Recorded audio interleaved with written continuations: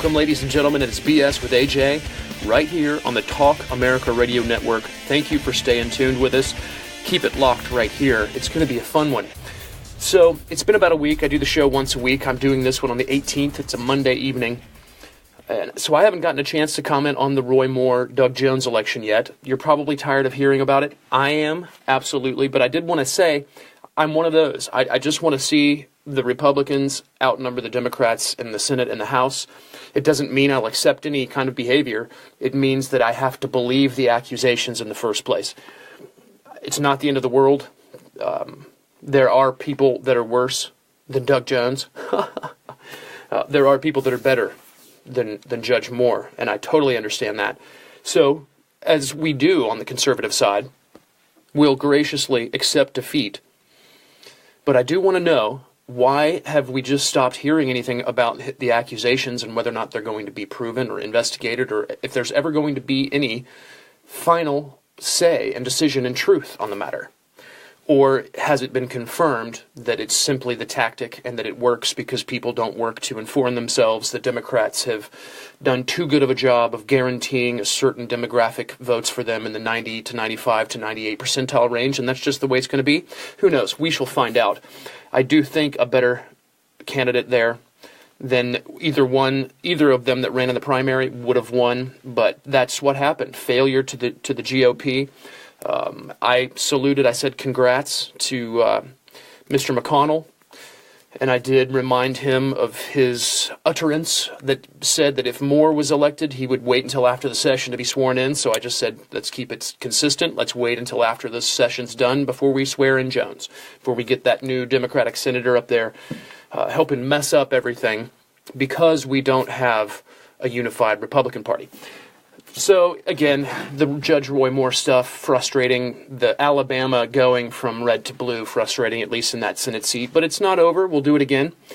And hopefully Mr. Jones is a one-term senator. We shall see. I did want to talk, though, this past weekend, as I say, it's Monday the 18th, on Waters World. I watched the segment. I didn't see the whole episode. I clicked the link and watched the video. He had on a professor, a young lady from Wisconsin, she said she was originally. I can't remember her name. It's not important. She's gotten way too puffed up, and way too much confidence and arrogance and hubris already, so I'll not give her more. But he had her on. She has this theory, this idea that eating meat is an act that promotes patriarchy. It promotes that male toxicity. It empowers patriarchy. And so Waters had her on for the interview. Well, very near the beginning of the interview, while they're speaking, Waters' producer brings out a steak on a plate with a knife and fork and a napkin and sets it down, and Waters eats a steak while he's talking to the college professor about how eating meat contributes to toxicity. Some phenomenal trolling. It's hilarious. I really enjoyed it.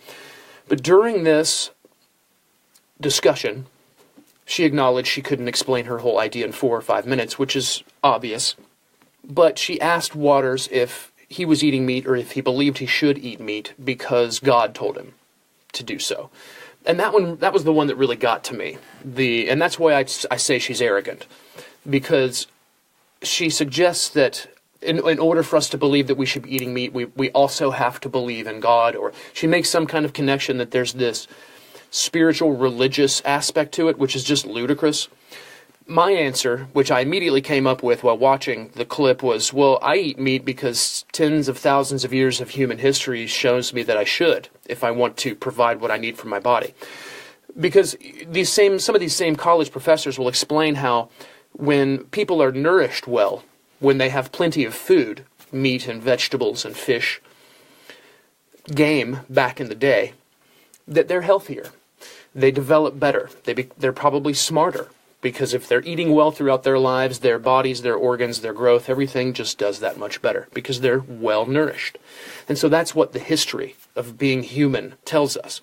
In order to be well nourished, we consume the proteins and the vegetable fibers and the sugars and the salts and the carbohydrates and all these other things, our calories. It's part of being human. It's only trumped up, arrogant, hubristic, elitist college professors who would search day and night for some way to connect our enjoyment of a good piece of beef with some kind of domination of society.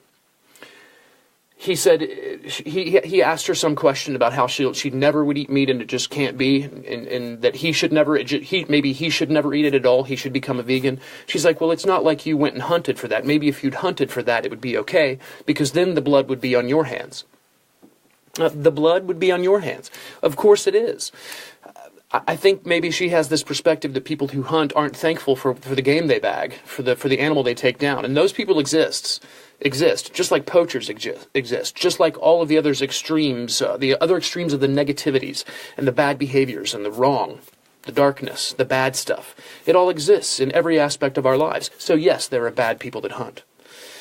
But for the rest of us, we're thankful when we take down that animal. And we do consume of its flesh. And we do get its blood on our hands. We're thankful for the offering that it makes. We have a deeper connection than anything she can understand about this. She has a problem with the beef ranchers, which he brought up as well. He said, so people who want to farm beef, they're doing something wrong, they're contributing to male toxicity. She says, well, you're eating it, and the blood's on their hands. And so there's this whole perspective. It just seems to me, like I say, day and night, searching for their self-congratulatory, hyper-theorized, self-sustaining wealth of nonsense. It's because I guess there's killing involved. We're supposed to be neighbors. I see us as being neighbors. If we didn't harvest from the populations that we harvest from, they would either become infested with disease from overpopulation and not being controlled, or we'd be hitting them even more with our cars. It would be a much worse situation. And scientists and conservationists, they understand this. Liberals and extremists and climate changers don't understand this. She still calls herself a professor. But again, this is about the killing, this is about the blood in your hands comment, and she has this desire for us to be good neighbors with animals and nature without realizing, while forgetting that we are of nature, regardless of what we believe, whether we ascribe to a Christian Judeo-faith or not. We are. If we believe in evolution, then we believe we used to be monkeys, and we're part of this ecosystem, and we're part of nature, regardless to our ability to dominate it. We're part of it. We have to be part of something in order to dominate it. If we're not part of something, there's no way we can apply any dominance. She also equates this kind of sanctity to nature as well. It's beyond approach or reproach. It's beyond reproach, our nature, our ecosystem, the earth. But what she fails to recognize is the harsh reality of that nature. Whether it's the earthquakes and the tidal waves and the hurricanes, or it's the male lion who takes over the new pride and slays all of the children to wipe out those genes so he can then impregnate all of the female lions to spread his genes. And all of the other fratricide and patricide, all of these animals eating their young, eating each other. This is something that is natural. The beautiful butterfly can become the prey of the frog. Praying mantises chew the head off of the male before or during the mating act. This is a harsh, gratuitously violent nature that we live in, that she wants us to be neighbors with. It's so similar to the argument about the diverse cultures, the diversity of cultures between Islam and the West. While they berate Christianity on this side of the pond, they allow and tolerate and call a diversity of cultures an even more aggressively historied religion from the other side of the pond. There's so much that's being missed. What this appears to me, I mentioned before, it's this, there are most, if not 95% most, in my opinion, it is my humble opinion as a citizen, that our modern crop of quote-unquote scholars, our young professors from the Generation Y, Generation X, right on through, they're in this orgy of, as I called it, self-congratulatory hyper-theorizing, self-sustaining.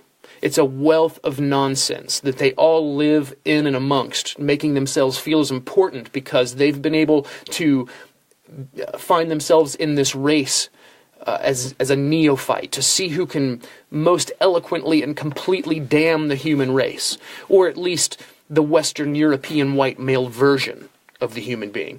It's all a race to see who can find the newest, most nuanced, hyper-theorized analysis of some mundane human behavior so they can link it to a generational, if not genetic, self-destructive tendency that means we now have new proof that, hashtag climate change.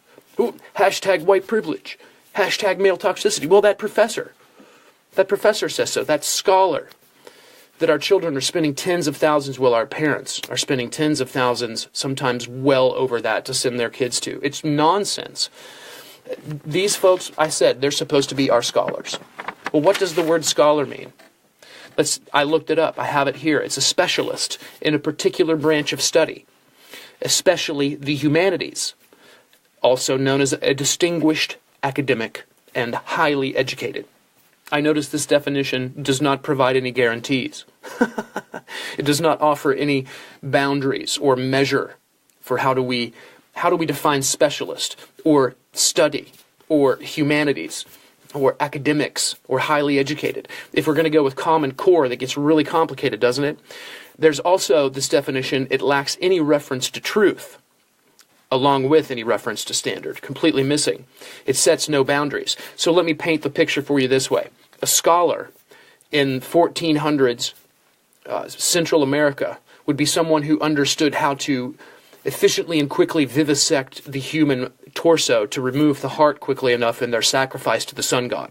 That would be a scholar. Well, today, ladies and gentlemen, the scholar is a random professor telling us how eating meat is part of the fundamental flaw of the world that we live in, because it reinforces a patriarchy that represents damnation for humanity. Can you be any more ridiculous?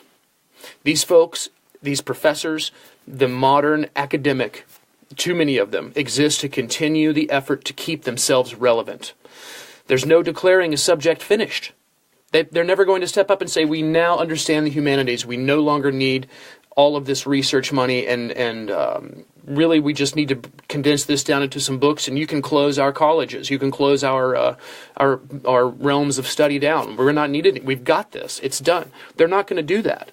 They're not going to say, hey, we fully understand it. That would mean they'd be out of work.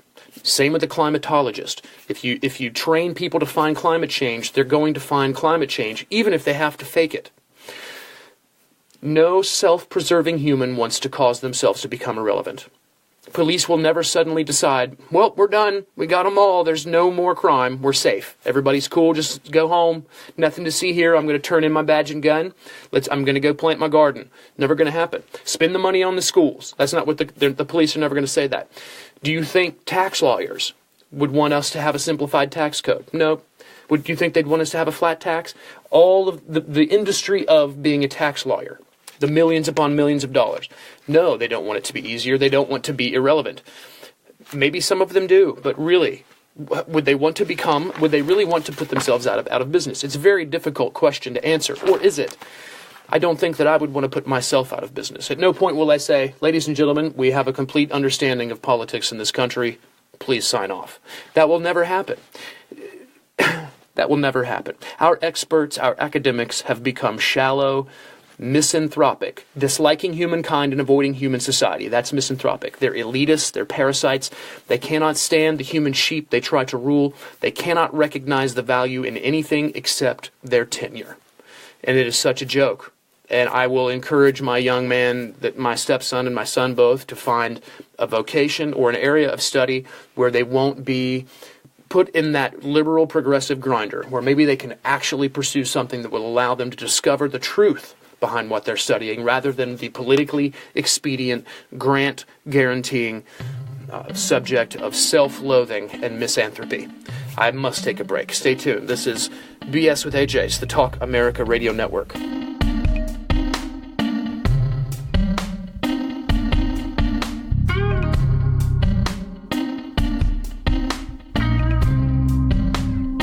Are you tired of paying high prices for TV channels you don't watch? Of course you are. You want to watch and pay for the channels you like. Now you can take back control of your TV with Dish's Flex Pack. Get over 50 of America's favorite channels for just $39.99 per month, and then add the channel packs that you want. And your TV price won't go up for 2 years, guaranteed. Plus, when you call today, you'll get free standard installation in up to 6 rooms and a free HD DVR upgrade. Need more channels? Dish offers loaded channel lineups from $54.99 per month, featuring over 190 channels, and HBO is included for a full year. And for a limited time, GoDish will give you a $100 prepaid Visa card when you sign up and mention offer code GIFT100. Call now, 800-795-5573, 800-795-5573, 800-795-5573. Packages, prices, and promotions subject to change. Gift card courtesy of GoDish.com. Call for details. Do you use the expensive blue or yellow pills to charge your sex life? Are you thinking about it? What if we can promise you the same results for less than $3 a pill? If you're paying $20 a pill for the other pills, you're getting taken to the cleaners. Our pills deliver the exact same results for less than $3. You'll save more than $16 a pill for the same results. And right now, radio callers will get 44 blue or yellow pills for $120 with free discreet shipping. You can save more than $700 off pharmacy prices. Charge your sex life now and save a ton of money. Call now and get your 44 pills and save over $700 and qualify for free shipping. Stop overpaying and call right now. 800-296-1289, 800-296-1289, 800-296-1289. That's 800-296-1289.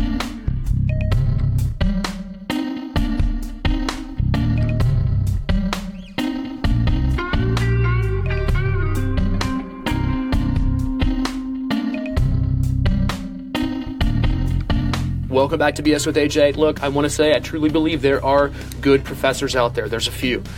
We just don't ever get to see them trotted out on TV, put on the mainstream media shows for their Q&As, and put on the Sunday panels for the discussions of what's happening. We get the politicized ones. We get the ones who have an axe to grind. And so if you're a professor out there, if you're someone listening and you try to teach your kids and open their brains and teach them how to think, good on you. That's great. That is awesome. But I hope you'll agree with me as you look around to your peers, as we look around to what we see happening around us in the country, it's difficult for me to find the bright spots. I guess because of, again, what the television and the internet, Twitter and Facebook show me. But what Waters World and Tucker and the rest of them that invite these kooks on, it's what I see. And it's what I want to go back against. I tell you, I hope that it changes. I hope some folks will allow themselves to see past these ideological prejudices. That's exactly what they are. The folks who hate racism have become the most racist. The ones who preach the most about collectivism have become the most identity-focused. The ones who preach about the value of human life have been the ones most focused on our overpopulation and our right to abort. These folks are coming and going on everything.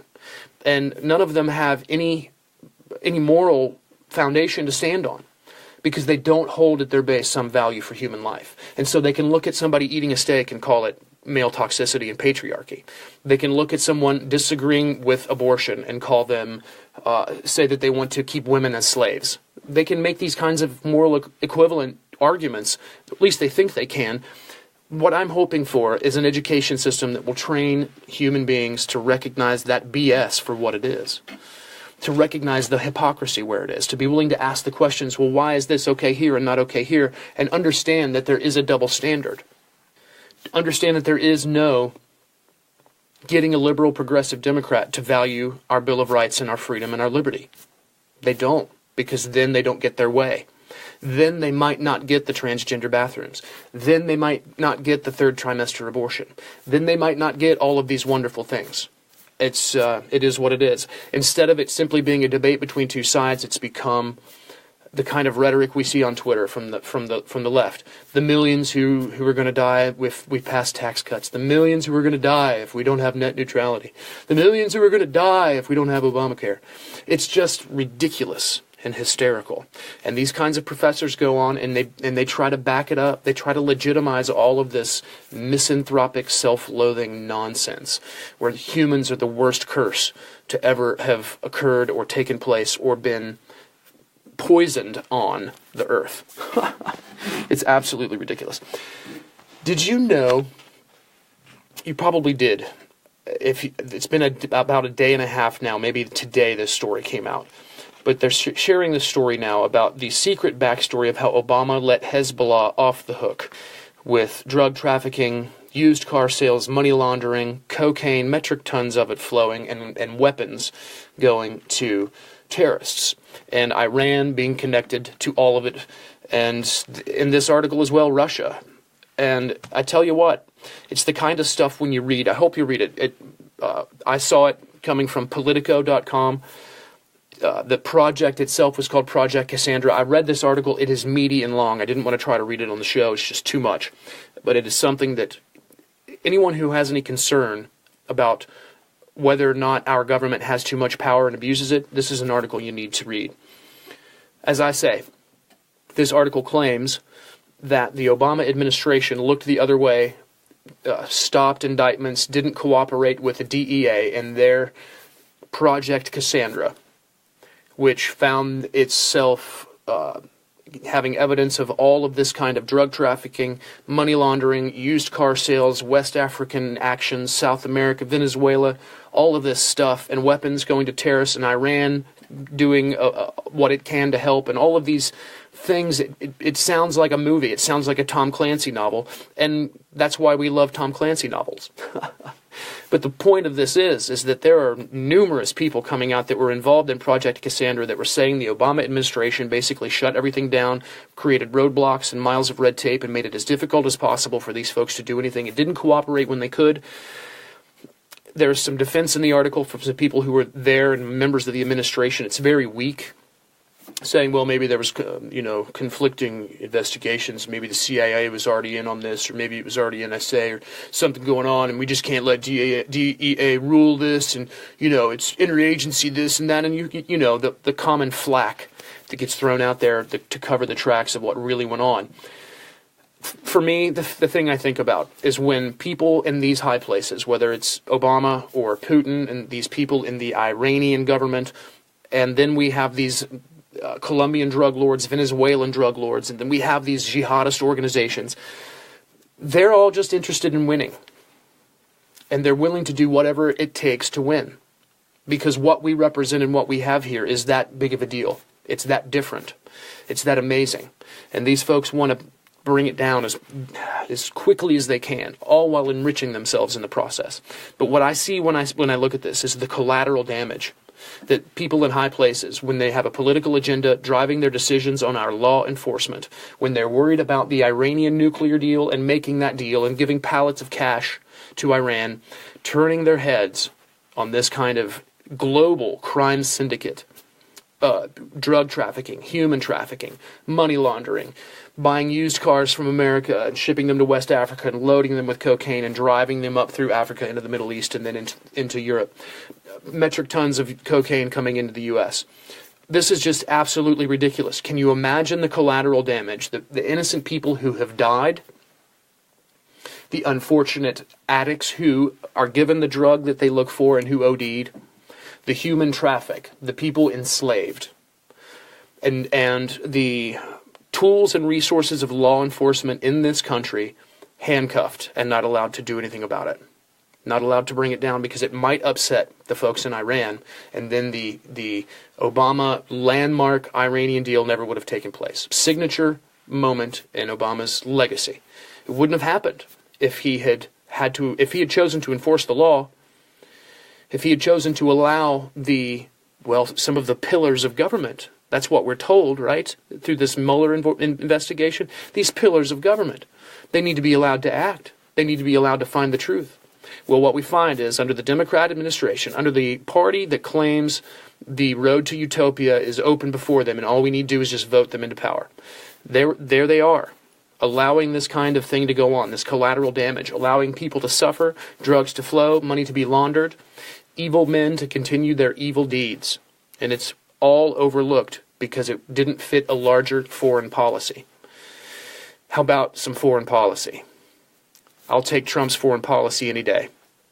Doesn't say we're necessarily trying to hurt anybody. Nobody ever says that. We say we're trying to take care of our interests first. We're trying to worry about what happens with our nation and our economy first, how it benefits our citizens first. There's nothing wrong with that. And when we're doing those things that way, that simply put and that simply executed, then it doesn't matter what color anybody's skin is or whether they're a man or a woman. None of these things matter. None of the identity politics that the liberals live by are actually relevant to any real life living experience. And that's what I think we're going to learn again as this economy improves, as millions of American families end up paying less in taxes, as businesses expand and grow and jobs are created and people's paychecks go up and more people are working. It's going to be a pretty incredible thing. And if we have the right people doing the right things at the right times, we can explain and help many more Americans understand that electing the people who are going to let you keep your money, that are going to keep the government out of just about everything that we possibly can, that are going to try to serve the pursuit of happiness for American citizens, getting government out of the way, those are the folks we elect. And nowadays, that we need to elect. And nowadays, we're going to find those people with an R beside their name. They're not always going to win. They're not always going to be the best candidate. We need to give them a shot, because when we give Democrats and statists and progressive and leftists a shot, we end up with, well, what I have to call aiding and abetting the enemy, aiding and abetting criminals, aiding and abetting terrorists. That's what this story about the Obama administration suppressing Project Cassandra, in my opinion, proves. We'll be back after this. This is BS with AJ.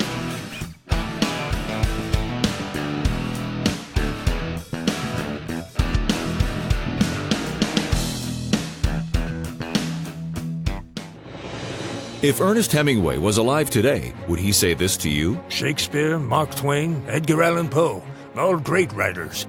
And after reading your book, I simply must add you to the list. Wait, you don't have a book yet. So make a free call to Page Publishing. Their expert staff can help you turn your book idea into a real book, a masterpiece that could someday make the bestseller list in hard copy and digitally all across the world. Page Publishing can help you completely take your idea for a book, write it, and publish it. So if you want to join the ranks of some of the most famous authors in the world, call now for a free information kit. Turn your book idea into publishing gold. Make a free call right now to Page Publishing. 800-378-2714. 800-378-2714. 800-378-2714. That's 800-378-2714. Boy, man, I had a rough night's sleep. Boy, I got a letter from the IRS yesterday, and I just couldn't sleep. Man, I'm dying here. Somebody help me. IRS problems affect more than just your finances. If you're ready to take back control of your life and you owe more than $10,000, you need to call the Tax Doctor. Their expert staff can immediately protect you from the IRS and state collectors and get you the best possible tax settlement guaranteed. The IRS has recently released new programs geared in helping struggling taxpayers, where you may qualify to settle your tax debt and wipe out up to 85% or more of what you currently owe. If you owe $10,000 or more in back taxes, call the Tax Doctor right now. See if you qualify to pay less. 800-215-1727. 800-215-1727.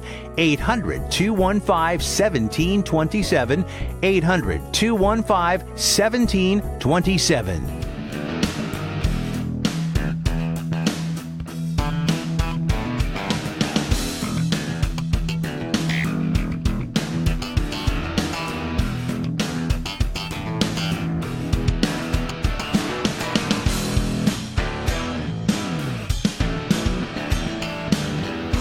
Hello, ladies and gentlemen. Welcome back to BS with AJ.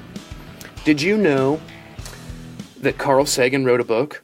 I bet you did. If you're my age or older, you did. I'm 42. And you could know if you're younger, especially if you maybe went into one of the sciences that he was involved with, so you know who he is. We're going to learn what book I'm talking about that Carl Sagan wrote in our Book to Shove in Your Skull segment later on, next segment. Thank you for staying tuned. Did you hear? Democrats are arresting DACA supporters. Did you hear about this?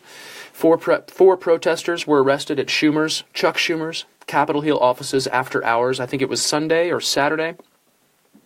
I could be wrong. But they were charged with unlawful entry. And they were protesting to demand action on the DREAM Act. So basically Chuck Schumer's base the very folks he's serving, the folks that he worships, that he wants us to worship and feel so sorry for because they're being so wronged by some evil boogeyman somewhere. He has them arrested. It's just absolutely incredible. I'm hoping now, under this new administration, and since it was Capitol Hill police that arrested them, if they were not here legally, I'm hoping maybe they'll find themselves in a fast track back home. So maybe they can improve things down in Mexico or wherever it is they're from. Maybe they're from Honduras or something like that. Go be a community leader there, where your family and your extended family and the people that you profess to hold such value for their culture and to be so proud of it. And go there and help. Go there and help change, affect change in your native land. I can't imagine if I were in that situation. I feel like I would have left home at 16 and gone back to help join and fight alongside whoever it was that was going to set free the people of the country I was from. I just don't get it. Over here, though, it's about taking what the rest of America has already made and already done and just living off that. AJ, how could you say that? That's the way that I see it. None of it came easy. The government didn't build that. People worked their butts off to build everything that we see around us. On a daily basis, it's there. It's all there. Whatever the building, the road, the business, the school, the sports complex, whatever it is. People worked hard to get that done. And they followed the rules to get that kind of thing done. And what we have are large groups of people who haven't followed the rules and they want special treatment. And because folks like us don't agree with it, we're being called the worst. We're being hyperbolized. That's a better way to put it. I should say it that way. Hyperbolized. And accused of the most evil deeds, just like Trump is. It's just such a ridiculous thing. Such a ridiculous thing. Speaking of hyperbolized, I did want to read this to you. There's news from the weekend. The University of North Carolina, they had their 28-member panel voted. Let me just read you the story here. This is from WLOS.com. That's a local ABC News affiliate there in the area near the University of North Carolina and Western Carolina University et al. ABC News, WLOS. Here is the story. It's very short. 28-member University of North Carolina Board of Governors on Friday afternoon unanimously voted to approve a revised free speech policy focused on potential protests of controversial speakers. The new policy will impose penalties ranging from suspension to expulsion for students who substantially disrupt or interfere with the free expression rights of others on campus. National news of campus protests to controversial speakers, including former Breitbart editor Milo Yiannopoulos, have caught the attention of university governing boards like UNC, which is just the latest entity to pass new policies meant to hold students accountable if behavior is deemed to rise to that of criminal statutes like disorderly conduct or trespassing. These folks interviewed a couple students from the school. Check out what these little millennials are saying, these precious, precious little fools. It's probably not too late to save them, but listen to what they're saying. In response to a policy that will impose penalties ranging from suspension to expulsion for students who substantially disrupt or interfere with free expression. That's the statute. Here are their responses to this new revised policy from the UNC. Students here at the school. Quote, "I really think it's insane they want to do that," unquote. UNC Asheville senior Gabriella Santander said, quote, "Now more than ever, I think it's important that young people learn to be politically active and outspoken for the things they believe in," unquote. So she thinks it's insane to punish students who interfere with free expression because now more than ever, we have to be politically active and express ourselves. Oh, what a little idiot. There's another student, quote, "This kind of legislation could very well limit the things we say," unquote. UNCA student government vice president Lauren Beulah said, quote, "If we do have a controversial speaker coming on campus or someone students are worried about in terms of their messages, I think it's going to create an environment where students don't feel comfortable either attending or protesting outside the event," unquote. Holy smokes, ladies and gentlemen. I wonder how much that cost those parents. That's exactly what this policy is supposed to do. You shouldn't be protesting outside somebody else's speech. You should go listen and then go home and write your own little blog countermanding it. Or invite them to a debate and host and set another date for it. There are ways to do this. These kids, you young liberals, you statists, you're not the first people ever to get angry about something. You're not the first folks to ever realize that there's an unfairness and inequality in the world. This world we've created here in the West with the Constitution and this level playing field, well, as level as we can get it, is the best answer to that. And you don't get it while you're sitting your butts down in these expensive schools and these amazing facilities with all of this technology and a wealth of knowledge available to you at the touch of a button or the request of some really minorly intelligent artificial intelligence. And these folks say stuff like, hey, so you're going to punish us for not letting other people have free speech? I think that maybe threatens free speech. and they're supposed to be being educated. To finish this article from WLOS in North Carolina, Western Carolina campuses from UNCA to WCU have not had any recent incidences where student protests turned aggressive or significant.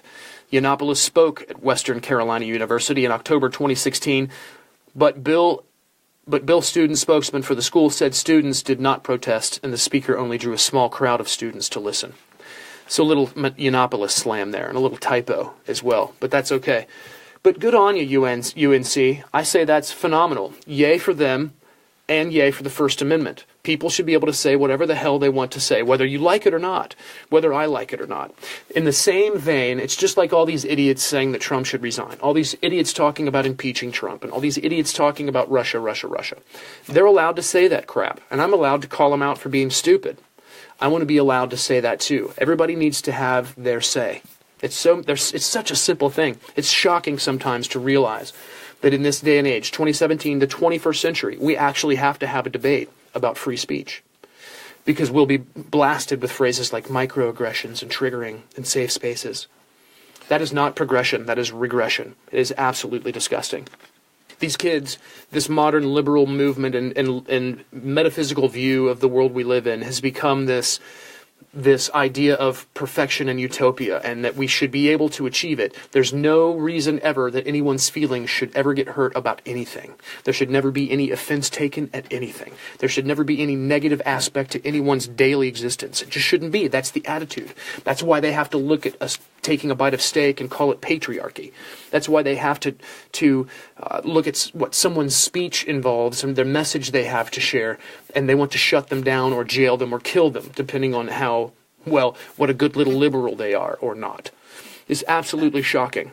It's absolutely shocking. They think that there's supposed to be absolute fairness, absolute equality, an even, steady, constant flow to life that is easy to navigate, where one always finds what one is looking for and what one needs.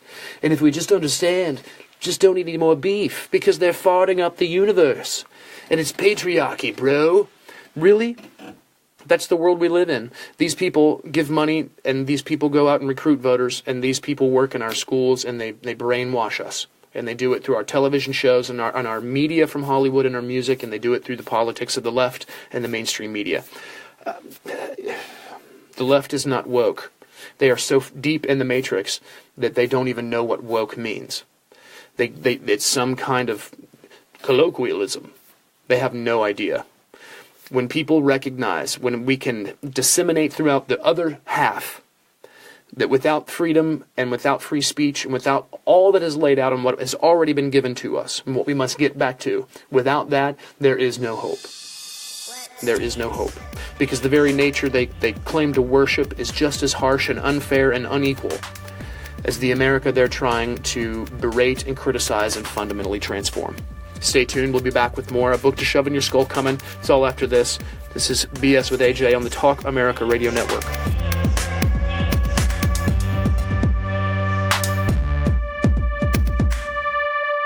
Let's dance.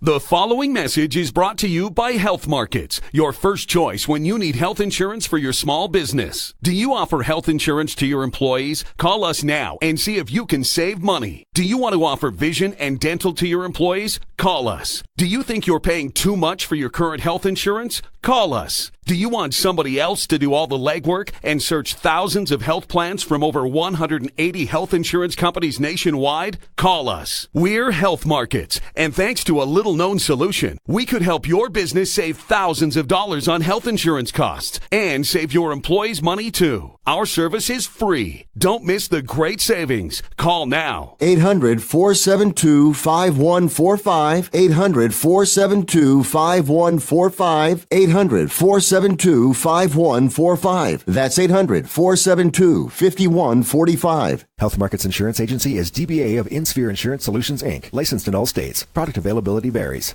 What's your IRS problem? Do you owe back taxes? Is there a lien placed on your property? Have your bank accounts been frozen or seized? Have your wages been garnished? Are you being audited by the IRS? Are they sending you letters that demand actions and have urgent due dates? Well, solving your tax problems is as easy as calling Taxes 321. The IRS is the largest collection agency in the world. You need the best representation to give you peace of mind. You need experienced professionals that can cut through the red tape and stop the collection process. If you have a serious problem with the IRS, call the Taxes 321 network today. We'll get them off your back. 800-510-0338. 800-510-0338. 800-510-0338. 800-510-0338.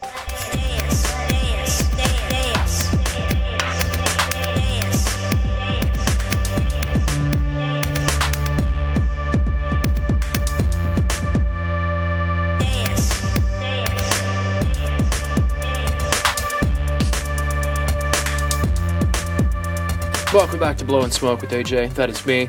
Appreciate you staying tuned. And appreciate you patronizing the folks kind enough to advertise on the show. Thank you very much indeed. Keeps us going here.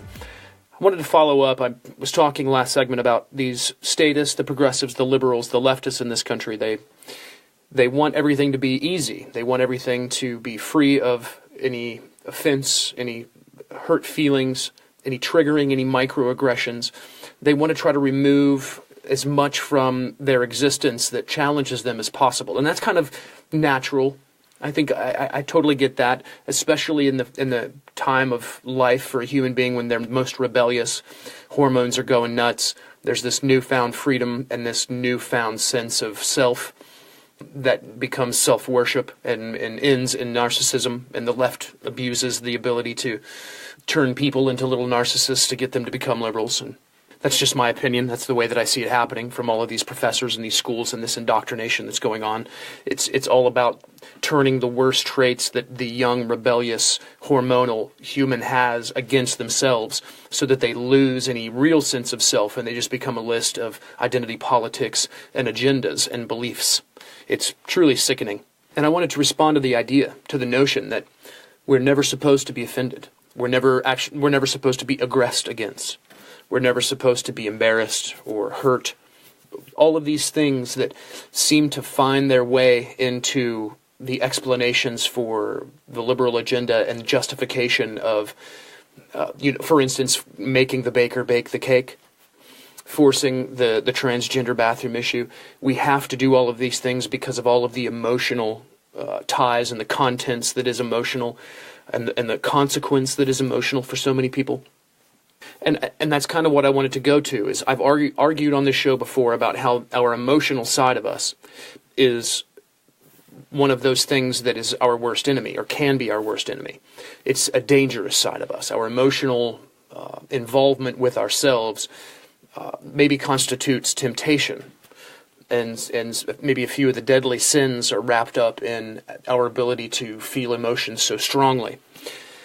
Because I think that there's some of them that are maybe a little bit instinctual, maybe those dominance things. We hear this talked about. It's part of the humanities that we see and we expect from our scholars, the understanding and the explanation. And we all have some of that now because we've advanced so far. And so we understand some of the traits we have that can be tied to instinctual behavior that are also really closely tied to our emotions. And the reason that I say that this is true is because what we find out, and the reason I believe this is true, is because what we find out when we hear the stories of the most awful crimes committed, murders, even suicide and rape and theft, assault with a deadly weapon, homicide, all of these different things that we hear about that are the tragedies in life, we find they're usually rooted in really massive emotional reactions to something. Whether it's someone catching their spouse cheating, which is a lot, or someone who gets bullied in school, or someone who's tricked into thinking they're transgender when they're 13 and they get bullied and then something tragic takes place. All of this stuff is emotionally based. Our emotions drive us the wrong directions if we give in to them. If we allow them to take control and guide our behavior and guide our decision-making process, we end up being a story in the newspaper. The way that society and the way that our elders and ancestors have chosen to teach us about this for a long time was through religion, and through there being consequences for our actions at home, and for telling us what was wrong and what was not, and asserting that, and maybe stamping that into our memory system with a little bit of pain on our backside and making us cut our own switch. Well, what the modern argument is, that there should never be anything untoward take place. We need safe spaces, no triggering, no microaggression, political correctness all around. Nobody ever gets offended. It's a failing way of trying to make a world where nobody ever does anything wrong. And that's what they don't get. They're trying to remove consequences when they can never remove the causes. Because there's never going to be a world where nobody gets offended, or everyone wants to do things the same way, and everybody gets along perfectly and prefers the same this, that, or the other, and has the same response to this, that, and the other kind of stimulus, visually, words, whatever it might be. It's just not ever going to happen. What they describe is truly that kind of mindless, autonomous, robot-like being, and it almost seems to be, they almost seem to worship that ideal. And as I said in the earlier talking about that professor, they can see in our eating a steak some kind of male toxicity and patriarchy, something that reinforces some new need to be self-loathing and misanthropic and undesirous of the human experience, undesirous of the human traits, the humanity of our lives. They find fault with all of it. I would put forth that we're not supposed to live that easy life. That what we find, whether we look at the stories in our family and friends and community or in our histories, is that when some of the most negative and horrifying things have happened to people, there have been those that have found new and amazing lives afterwards, that were able to get past it, and new worlds were open, new doors open, new experiences and knowledges and understandings attained. It's not about the easiness and the smoothness of the road and the lack of offense and the availability of any whim. It's not about those things. It's about the challenge and the going without and the striving for and the hoping to gain.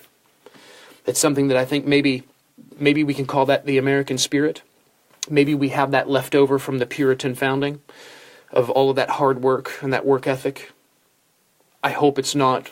I think it's such common sense that it will never go away, but I hope it's not outshined by the self-serving emotional surrender that is the modern left and socialism and progressivism and statism and the cradle to grave mommy and daddy state. It's a tragedy to see so many people have been pulled into that line of thinking and believe it, and look at the rest of us with such hatred and anger and aggression. It's just absolutely sad. To tie into all of this week's book, To Shove in Your Skull, I mentioned earlier, Carl Sagan wrote a book? What? Yes, he did. The Dragons of Eden. This one came out, I think I was 2. If I remember correctly, I can look here very quickly. We're not really under that massive of a time constraint. But of course I can't find the title page. Yeah, 77. I was 2 years old. It's the year my brother was born. But this book is about it's speculations on the evolution of human intelligence is the subtitle for the book. And I'm about a third of the way through, a little more than that, almost halfway. And what we've been learning so far is about the progression of life from the Big Bang on, and when humans appeared, and what a small speck of time we've actually occupied in the evolution of all of these things that are around us, which is the argument I make for why we can't believe in global warming, because we haven't been able to measure much at all, and we don't have nearly a complete understanding of the organism that is the planet. But it talks mostly about the brain and the development of the brain, and how we have that original kind of spinal column, and then one end of it gets a little thicker, and then another layer's added, and another layer's added, and we end up with what we have, which is called the triune brain, which is the reptile and the limbic and the neocortex, and how these layers and the new function has been gained over all of the millennia and the development, the evolution of the mammalian brain. And it's really interesting. And lots of questions, lots of submitted ideas in here from him. Some humor as well. He's very funny. And I remember growing up seeing Cosmos, and he was the face of science and physics and astronomy for a really long time there, and has passed, but has left us with these gems. So I would recommend, this is a short read, it's an airplane read. I'll be through it pretty quickly. The Dragons of Eden. A quick quote to sell the book, and I'm a huge fan of Isaac Asimov, and I believe he's a liberal, but that's okay. He writes great stories. But his recommendation, his little hot take for the book was, Carl Sagan has the Midas touch. Any subject he deals with turns to gold, and so it is in The Dragons of Eden. Never have I read anything on the subject of human intelligence as fascinating and as charming. And I would agree that I'm fascinated and charmed by this book. I hope you'll check it out. I did want to talk about another one, a twofer today, on a book to shove in your skull. I love to go to thrift stores and look through the bookshelves, and that's what I did this week, and got a treasure trove. I won't talk about all of them, but one that I found was, I guess you could describe it as a coffee table book. It's called Castles. It's by Alan Lee. He's an artist. There's writings in here by David Day, and this was designed and edited by David Larkin, but this came out in the, I think, 84 or 82, if I remember from the title page. But Alan Lee is an artist some of you may recognize. With Tolkien and its popularity, you might recognize the name.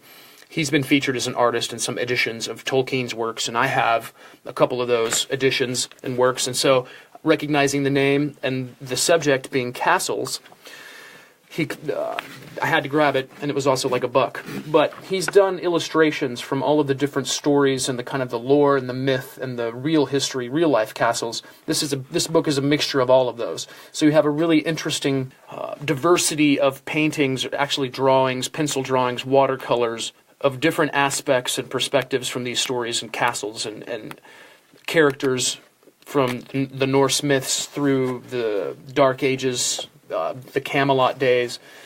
Just some really, really cool stuff. And if you know Alan Lee, he has a really interesting touch, and there's somewhat somber, sometimes dark, haunting, but also other times really sensual, and it appears, I don't know, if you haven't, I'm not an art critic. I don't know all of the jargon, but I'm a big, big fan of Alan Lee, because there's something also fantastic about it. These fit with the world of fantasy and fairy, and you can see it in his work. He's phenomenal. Some amazing paintings, pictures, drawings of knights, and all of this lovely, lovely fantasy lore. So check that out, Castles by Alan Lee, and can't leave out David Day and David Larkin. Books to shove in your skull. Thanks for staying tuned. It's the Talk America Radio Network. Hope you have a great week. We'll be back next, I won't do it on Christmas Day, so I'll either do it the day before on Christmas Eve or on a Tuesday. So we'll see you next week. Be safe, be warm, because it's cold. It's winter now. That's how it happens. And until next time, bye, Earth.